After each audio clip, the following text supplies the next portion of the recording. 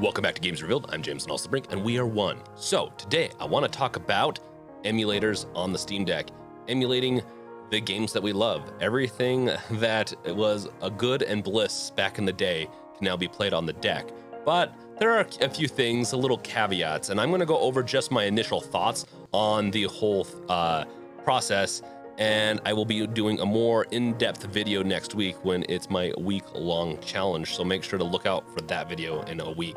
So before we get into it, make sure to like, subscribe, bash that bell with your crowbar.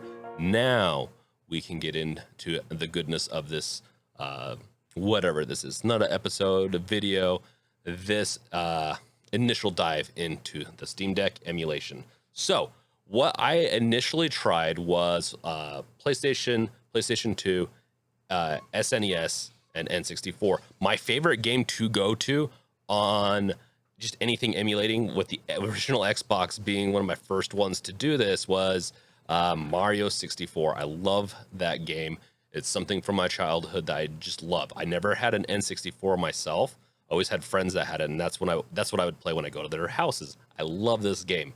So why did it take me so long to start doing emulators on the Steam Deck? Because it took me about 5 to 6 days to start actually even messing around with it. It's because I really like my backlog. I have a lot of indie games. I have a lot of games I wanted to just initially try, like Witcher and all that, which is going to be one that I go back to. It's just like at Mario 64. It's a game I'll keep on going back to decades from now. And I had a hard time because I was having so much fun with the games I have on Steam already.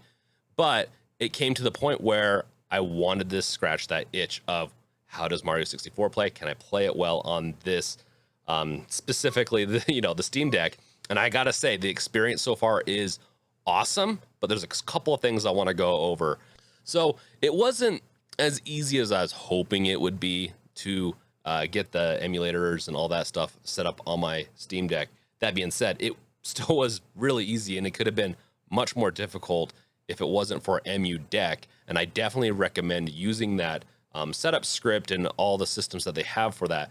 They have a very nice system already in place. So you just have to go to emudeck.com and you just download that and then run it on your in desktop mode, and it will set everything up. Now, the hard part for me in this part was just follow the instructions on the website. It also has instructions and things that pop up while you're installing it that seemed to contradict, for me personally, what was happening on the Steam Deck on the in the installation process as opposed to online.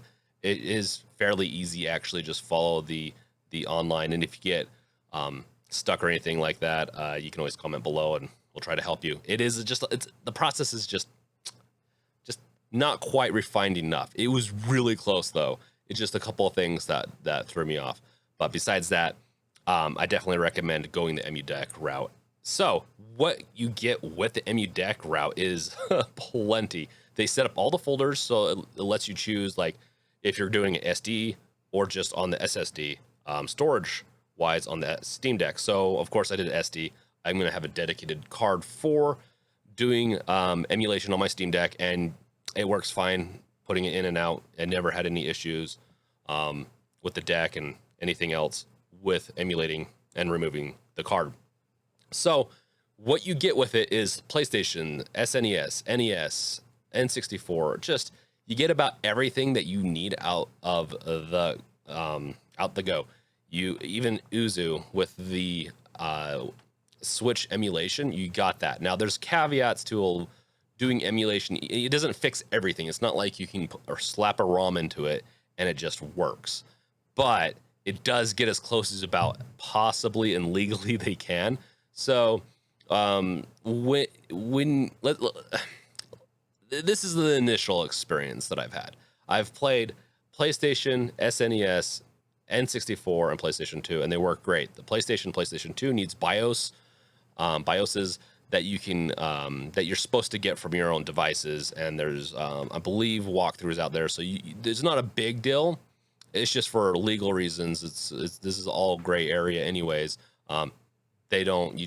You shouldn't get them offline. You can find them, but I'm not going to go down that road, just to keep this more whatever that is.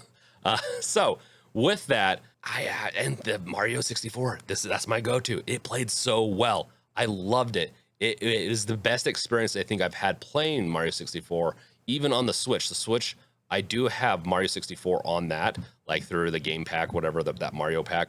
I think I even enjoyed it on the Steam Deck even more than that. It just felt fluid and it looked great. And I liked it. The sound great. It sounded great. The speakers are really good on the Steam Deck. Are they perfect? No, but they are mobile speakers. So in the end, can I recommend the Steam Deck for emulating, and is it the perfect device for it? I don't think there is a perfect device for emulating. It's by default just kind of a little bit more difficult, especially since it's a gray area, but it's about as good as you're going to get. And really, it does a great job. And I will be trying out more next week, including the PlayStation 3, Xbox 360, and some Switch. There's a whole, like, I'm going to dedicate a day to just trying those out and seeing how they work wise. But this has been my experience so far on the Steam Deck, and it's hard. I think it's going to be hard for some people to get it initially set up and easier for others. But I definitely think if this is something that you want to do on the deck, I think no matter what, your willpower will get you through it. It's just, it is a little difficult. That being said, I'm sure people will disagree. For me, it wasn't. Like, in the end, I'm just looking at people that are coming from consoles over to this. It just might be a little bit more difficult for you to set up. For me, I got through it. It was confusing. It still only took me about, 10, 15 minutes to get it installed. Not a big deal.